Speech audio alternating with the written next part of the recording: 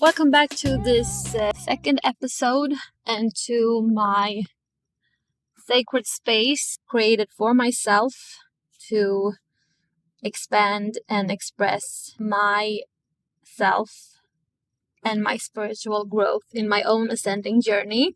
First of all, I want to thank my first subscriber.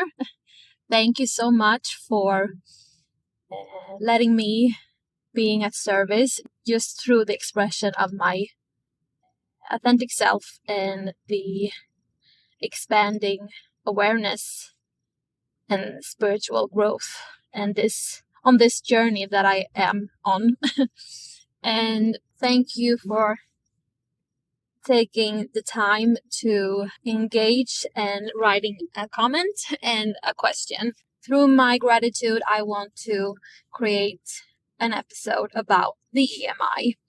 What is the EMI and what does it stand for? How is it not only running but also ruining our life and our spiritual liberation? The EMI stands for ego mind identity. The ego mind identity is all the programs running your subconscious mind. They are both inherited as we were children and the experience we have had and what we've learned, and group thinking very much based on our experience and the identities that we've collected through the years. The ego mind has one addiction, and it's to identify everything and everyone, including ourselves. It's addicted to create identities for ourselves, who we experience that we are, and that is both in terms of who we want to be, but also the limiting beliefs, what we cannot do based upon our experience. You can picture the EMI as one asset, one instrument that you are equipped with in this life to experience the low frequency world that we are living in. Ego mind identity creates programs for everything, because the EMI are not aware about our higher and true self. Therefore, it always seeks validation and fuel to keep the programs running. And the EMI also projects false illusion of what we are, and the illusion of when that ends, we ends. But we are immortality itself and limitless possibilities and freedom and the ultimate truth, unconditional love. But as the EMI needs to sort anything and install programs around everything that you experience, the EMI also provides you with multiple setups of perceptions, how you view this world and how you experience this world. And the ego mind is not only addicted to identifying everything, the EMI also creates our belief system and also creates our limiting perception that without these programs or identities, the EMI will die. Therefore, it signals to us that we will die without the programs. But the truth is, without the programs, we are liberated to create and experience this life as our higher self. For so long, I used to think that some of the identity programs actually were worthy to hold on to. The programs of how we like to identify ourselves. For example, if you feel like a positive person, I am always positive, or I am such a great friend, or I am such a great football player, or whatever. Any identity does is to put a limitation to the endless possibilities that actually is, and that are actually already within us. However, you have talents and abilities, and of course you want to express them in this life, and they are often recognized as passion that you feel from within, the things that you love doing, and whenever you do them you get this sense of flow. And I'm not saying that you should not explore that. Of course you should. There is a boundary when you are identify with your talents. Loving to write and create music, it was easy for me to identify with that role, that this is who I am, but you are never the things you create.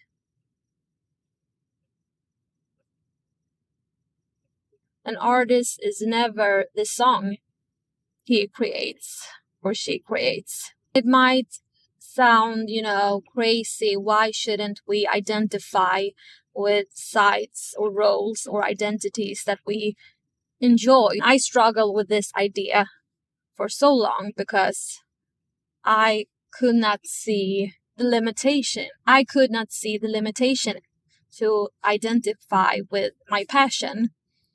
But the truth is, your passion may change, or you find other things that you love to do. For example, if you're an athlete and you get an injury and you identify so much with being a football player, who are you when you cannot practice that sport anymore? Who are you then? And the truth is, you are limitless, boundless, and ever free. Just because you get injured doesn't mean that you will never play football again. But for the time that you need to do rehab, it can be very limiting if that's all you are. Without even knowing it, some identities may be in direct conflict with other things that you would like to explore, but due to your limitations having set up of identities, they may be stopping you from new talents and abilities through this whole ascending journey, because it's an ongoing and ever lasting experience. And I do not feel that I have the concepts or words or expression to explain the ego mind identity as I feel it understood within me. And therefore, I would recommend you to read R.G. Spina's books or to listen to his YouTube videos, because he is really a great teacher. He can explain those things better than I can, based on my current level of awareness and based on my own frequency as I am ascending to higher ones. This portal of me expressing myself on my own ascending journey is one way for me to live authentically and align with my belief and what I really know to be true, that the only way that we can provide true service to others is without limiting ourselves to any roles and without limiting our expression of our true self so that it will suit others. Everything that I express and want to teach is always based on my current level of awareness, and that is ever expanding. The wisdom that I know to be true today may and probably will develop as I am allowing my spiritual growth in this ascending journey. True success is really when you provide service only being expressing your authentic self. Even if what we provide to others may change, and even if what you provide to others not be discovered or experienced as you expressed it, it doesn't matter. If we can all spread seeds, allowing those who could explore something from the seeds you spread, allowing them to do whatever they want with it and to nourish it or expand on it however they can gain from it. That is true happiness. I think it's easy to something so much, and as you get going, it's easy to fall into false roles, having expectations of how other people will receive it. And as soon as you do that, you are descending from your higher self and you are falling back into patterns, into roles that your ego mind identity wants you to play, because the ego mind identity always has expectations and always seeks validation. So whatever you want to do, make sure that it comes from within yourself. Recognize it as passion or love. If it's creating an online business, people how to start their miniature garden or whatever, it doesn't matter, as long as the passion comes from within you.